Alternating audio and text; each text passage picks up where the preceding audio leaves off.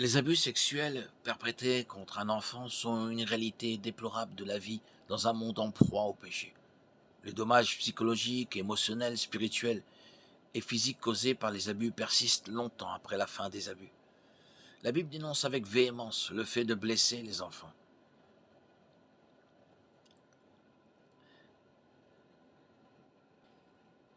Nous vivons dans un monde marqué par le péché. Souvent, ceux qui agressent des enfants ont eux-mêmes été agressés. Ils peuvent également avoir été blessés d'une autre manière et choisir de victimiser les enfants pour tenter de retrouver un sentiment de pouvoir ou de valeur. Les abus sexuels peuvent être le résultat de la colère, de l'égoïsme ou du narcissisme.